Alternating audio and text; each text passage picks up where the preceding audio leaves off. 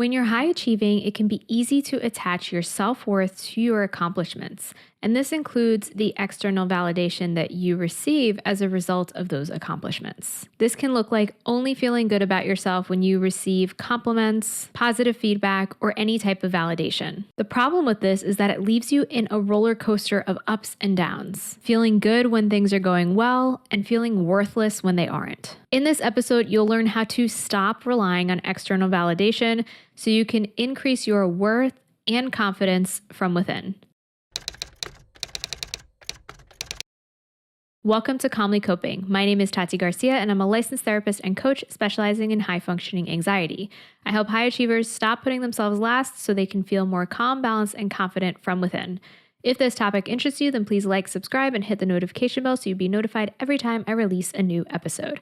Thank you so much for tuning in. Seeking external validation can actually be detrimental to your own self-worth because it can leave you relying on validation, feedback, positive things from others in order to feel good enough about yourself and leave you in this place of never feeling good enough. Having a strong sense of self-worth is the deep understanding that you are inherently valuable and you are deserving of love and happiness regardless of external achievements or validation. Maybe this is you if you only feel good when things are going well and you feel terrible when they aren't. And of course, this is a common experience among all humans to feel good when things are going well and not so good when things aren't going well. But it's also about how you feel about yourself as a person. If you feel as though there's something wrong with me or I'm deficient or I'm not good enough, anytime you're not receiving external validation or not accomplishing things, very well mean that your worth is tied to validation and accomplishment. So now let's get into the tips to help you to feel good enough from within so you can stop relying on external validation. Tip number 1 is to get to the root cause. So it can be helpful to reflect on why you seek external validation. Is it because of past negative experiences you've had where maybe you've been put down by others? Maybe it is trauma that you've experienced in the past or bullying or negative family relationships. Maybe it is a fear of judgment from other people or societal pressures that you feel like you aren't meeting up to. So it can be helpful to maybe keep a journal of the patterns that you notice and certain triggers for when you recognize that you are relying on external validation. Are there certain situations? Is it from certain people? This can give you a clue as to what is at the root of your desire or your need for external validation. Tip number 2 is to practice self-awareness. This is a separate piece than just understanding the root cause, but this is noticing what happens when you are seeking or relying on external validation. What kind of thoughts do you experience? What kind of emotions come up for you? What are the beliefs that you hold when it comes to your own self-worth? So maybe you notice that you tend to fish for compliments, or you tend to hang on somebody's every word when they say kind things about you, but then have difficulty either believing those things or saying the same kind things about yourself. These can be examples that you can look into and explore what's going on here. What kind of thoughts are coming up? Do I feel like what this person is saying makes me feel good, but maybe I don't necessarily believe it? Or do I feel like they're actually lying? Or do I feel like I need to seek out this positive feedback from other people because otherwise I won't get it and that's the only way I can feel good? So kind of exploring any sorts of thoughts or emotions associated with that. Tip number 3 is to affirm your inherent worth. It doesn't matter how much you accomplish. It doesn't matter how much money you make. It doesn't matter what kind of house you live in. It doesn't matter what kind of relationship you're in, what your family looks like, what your past has been like, what your intelligence level is, or how attractive you are, or any of that. You are worthy exactly as you are. And you don't need to prove that to anybody. And affirming this worth that you inherently have can help you stop this cycle of constantly seeking it from other people. You don't have to meet a certain level of productivity in order to be worthy of being loved or being admired or being respected by other people, because you are an amazing person exactly as you are and with all your unique traits and qualities. And so affirming your inherent worth can look like practicing positive affirmations, reminding yourself that you are worthy exactly as you are, exposing yourself to other media, whether it's podcasts or YouTube videos or whatever, or books that will help you to reinforce this concept that you are worthy. My next step is to set boundaries. Now, setting boundaries, and this is something that I teach in my Calm, Balanced, and Confident curriculum, is an important part of increasing self-worth. Because when you set boundaries, you are communicating to yourself and to other people that you are worthy of having boundaries.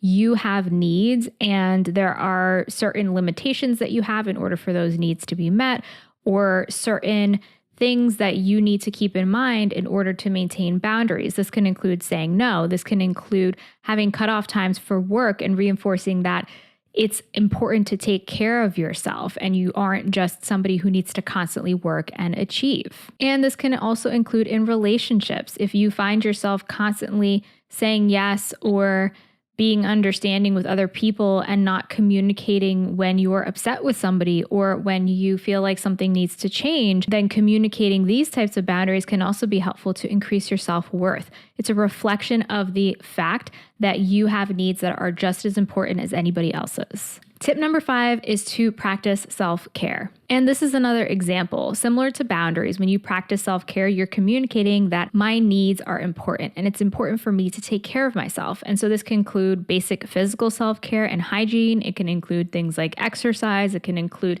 downtime. It can include hobbies, anything that you consider to be self-care. It doesn't have to be something that is working towards a goal that I'm going to accomplish this, but it could just be something that you are doing for the sake of doing it, for the sake of the process and the enjoyment of it. Tip number 6 is to reflect on your values. If we are just seeking accomplishment and validation just for the sake of that, then it's going to feel really empty. It's not going to connect with anything. Whereas your values are the things that are personally important to you. They are meaningful. And when you can identify your own personal values, this can give you a roadmap as to why you are doing the things you do. Now, maybe your work is not always going to connect with your personal values, but maybe your work provides you with the ability to care for your family, and your family is an important value to you. Whatever your values are, identifying those and being aware of those can help you connect back to them and have some sort of meaning and purpose in what you're doing, rather than just getting,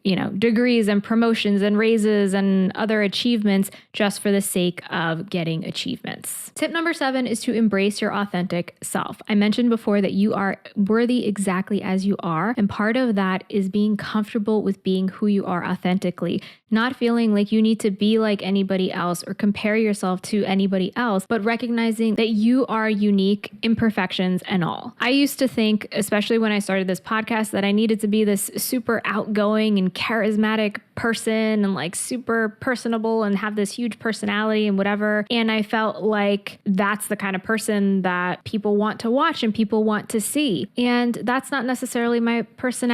I'm somebody who's more down to earth, and I am myself in the sense that, I do have a sense of humor. I can be sarcastic. Maybe I'm not sharing that on the podcast, but I can be comfortable just being myself because I know that there are going to be people who connect with that and connect with my message because of who I am. And it's the same for you. You don't have to do things despite who you are, but because of who you are. You can show up as yourself.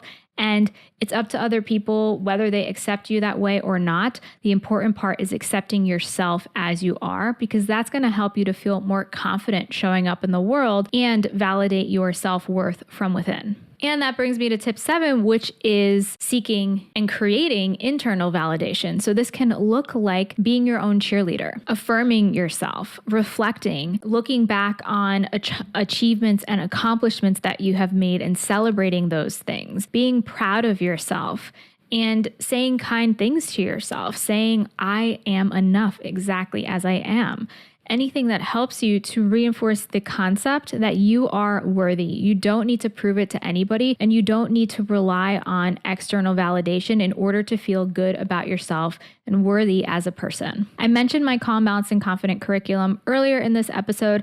If you're looking for support to help you to achieve a calm mind, improve your work-life balance, and feel more confident from within as a high-achieving professional, this program is perfect for you. And I have a free training to help you understand my step-by-step 3-phase process to help you achieve those goals. It's called Achieve a Calm Mind, Balanced Life, and Empowered Confidence in 90 Days. You can learn more and register for free by going to calmlycoping.com/workshop. Remember, you are worthy exactly as you are, and you do not need to prove that to anybody. The important part is about believing that within yourself, and the tips that I shared in this episode can help you to start that journey. If you'd like to submit a question, comment, or message for the podcast, you can go to calmlycoping.com/message. I would love to hear from you. And while you wait for next week's episode, I have other episodes about calming your mind, improving work-life balance, and feeling more confident from within. You can check out these episodes here. Thank you so much for tuning in today, and until next time, be calm.